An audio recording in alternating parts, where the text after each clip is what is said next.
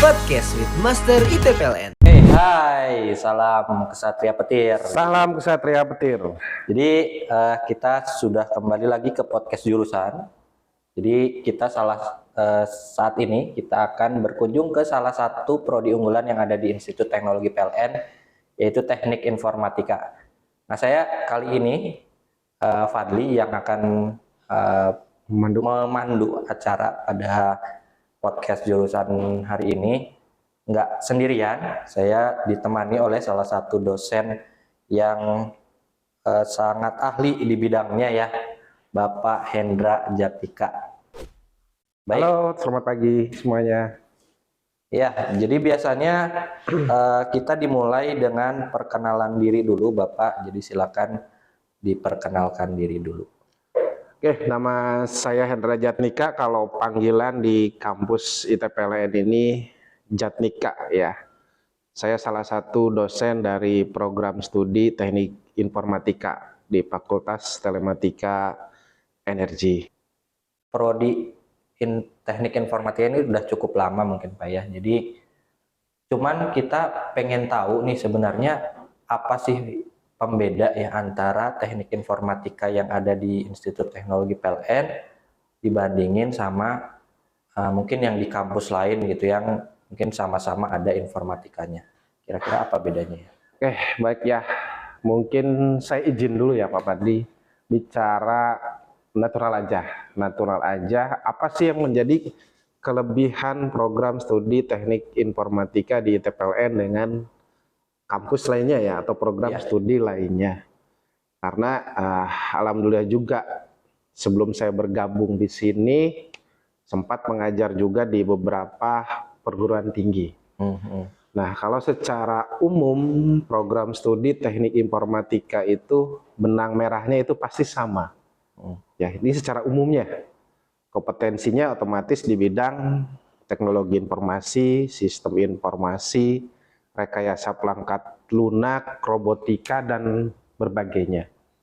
Nah, tetapi yang menjadi ciri secara khususnya di TPLN di sini, program studi teknik informatika ini sekarang kita lebih mengarah ke berwawasan lingkungan, ya, green campus. Ya. Itu yang pertama. Kemudian yang kedua adalah mendukung energi kelistrikan juga. Ya, itu. Kenapa mengambil itu? Kalau hasil saya diskusi ketika membentuk kurikulum, ya karena untuk jangka panjang. Untuk jangka panjang ini kan sekarang sudah tren yang namanya SDGs ya. Kita pun sudah masuk ke sana.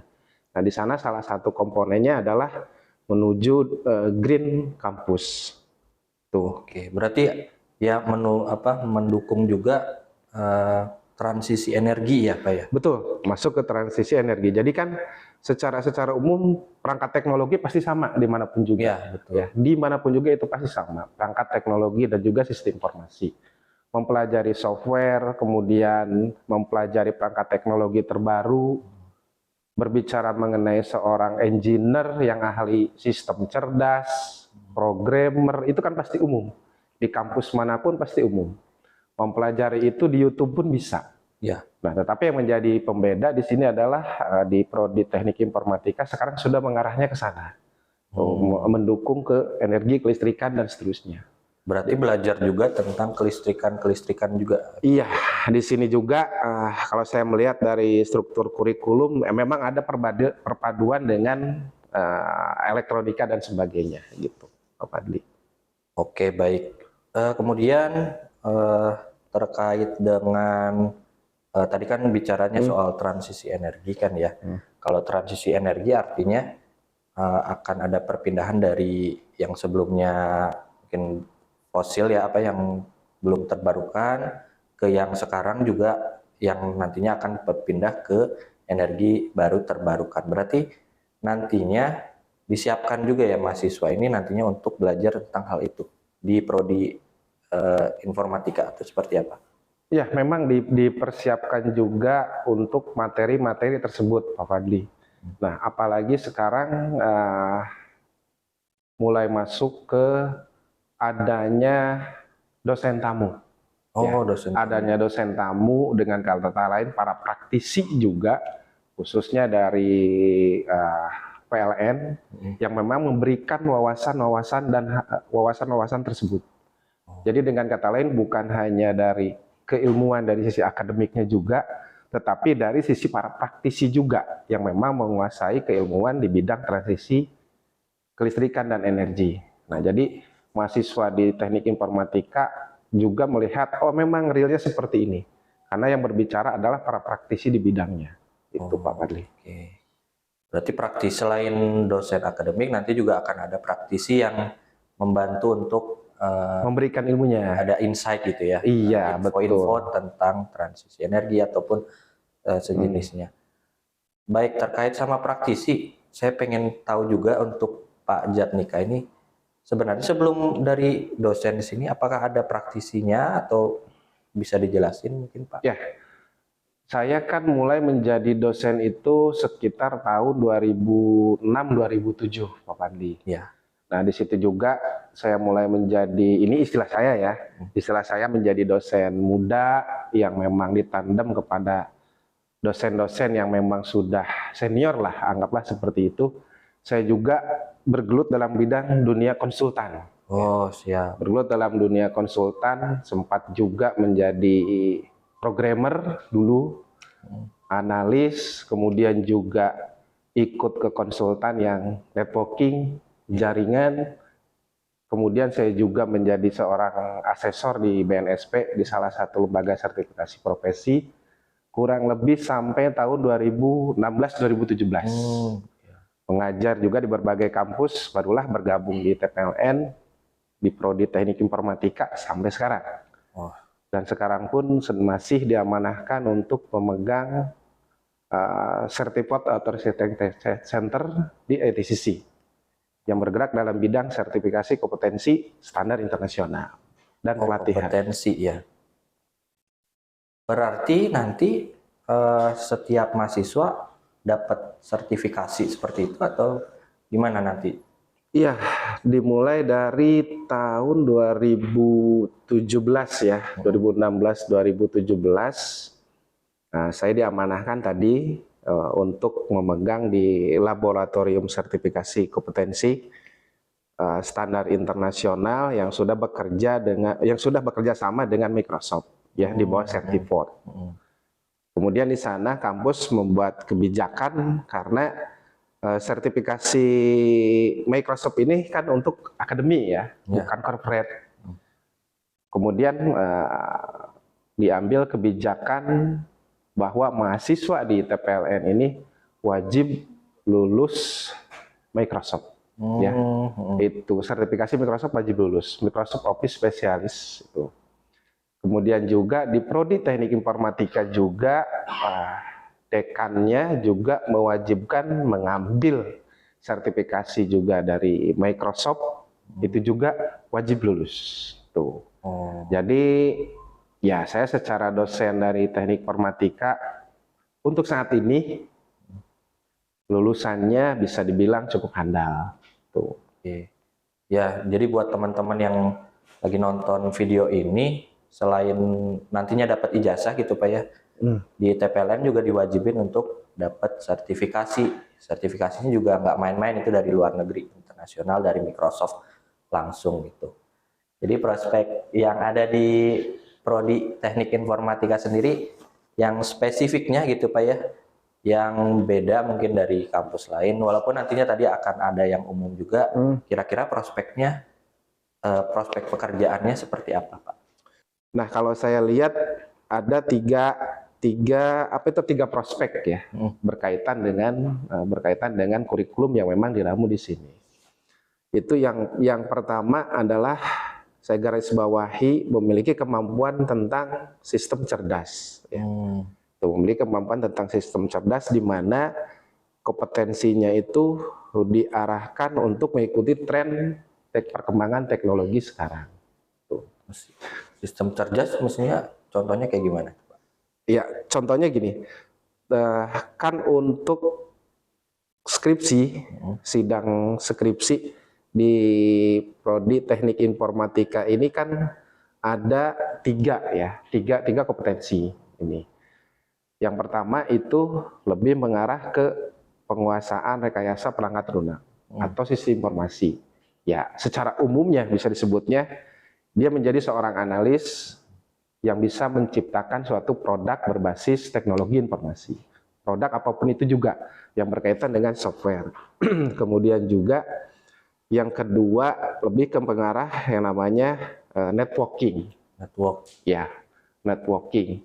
Kemudian juga yang ketiga adalah yang mengarahnya ke sistem cerdas.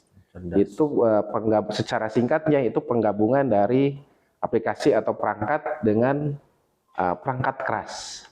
Lebih mengarah misalkan ke robotika, lebih mengarah ke apa itu namanya otomatisasi perangkat dan sebagainya.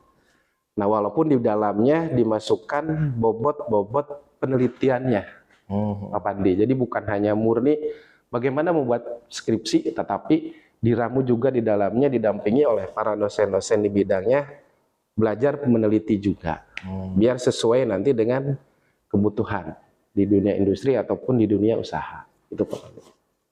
Oke, jadi tadi ada 3 ya teman-teman, ada rekayasa perangkat lunak, biasanya nanti jadi programmer kali ya, programmer, analis, developer gitu, dan macam-macam. Terus yang kedua jaringan, ya jaringan itu nanti bisa jadi ya network engineer misalkan, jadi analis engineer dan sebagainya. Yang ketiga itu ada sistem cerdas. Sistem cerdas berarti jadi kayak machine learning gitu. Machine learning, terus sistem pakar, expert system.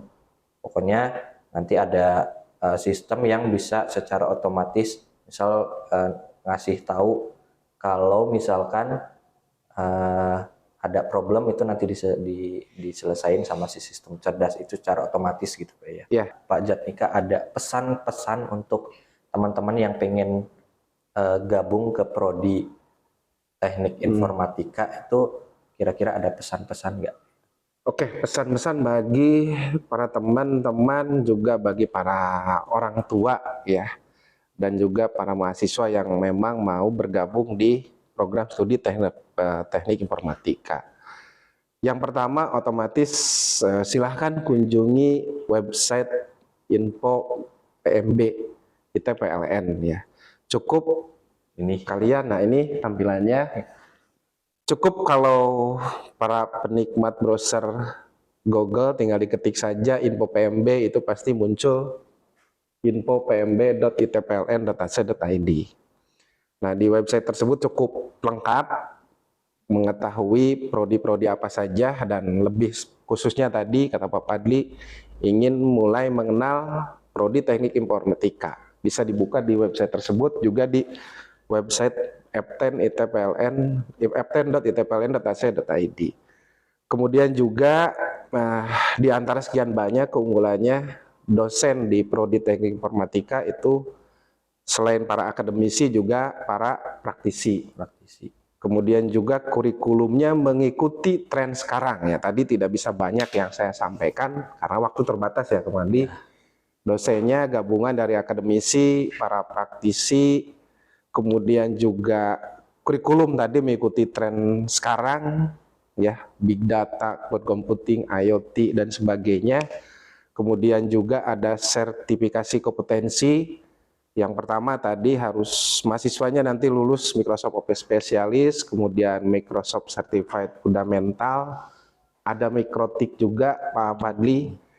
Kemudian juga lab-labnya sekarang mengikuti tren sekarang, bahkan ada lab sertifikasi, kemudian ada lab Language Development Center, bahasa, kemudian ada lab VR dan banyak lagi ya. Kita sekarang di lab VR. Nah, ini di salah satunya kita sekarang diskusi begini di lab VR ya.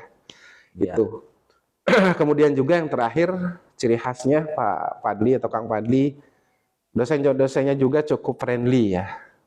Dengan kata lain dengan para mahasiswanya sangat dekat ya, karena mahasiswanya nanti bisa gabung menjadi asisten dosen, juga bisa ikut penelitian di bidang IT dengan dosen-dosennya, dan juga bisa juga mengikuti program pengabdian masyarakat dengan dosen-dosennya. Plus juga bisa mengikuti organisasi kemahasiswaan yang berkaitan dengan himpunan mahasiswa teknologi informatika dan juga himpunan lainnya. Itu Pak Pandi. Ya, terlalu banyak ya disampaikan. Baik Pak Jatmika, mungkin sampai sini dulu mungkin podcast kita hari ini. Cuman nanti mungkin kalau misalkan ada follow up lagi gitu ya, mohon jangan sungkan untuk kita undang lagi Pak Jatmika untuk kegiatan diskusi lagi ya, entah itu nantinya berupa podcast lagi kah atau ada mungkin live gitu ya, live IG di Instagram kita @gabungitpln. Oke, baik, terima kasih Pak Jatmika sudah Sama-sama Pak Pandi. sudah menyempatkan waktu untuk podcast bicara dengan kita. Saya akhiri, wassalamualaikum warahmatullahi wabarakatuh. Salam kesatria. Salam kesatria setir. Podcast with Master ITPLN.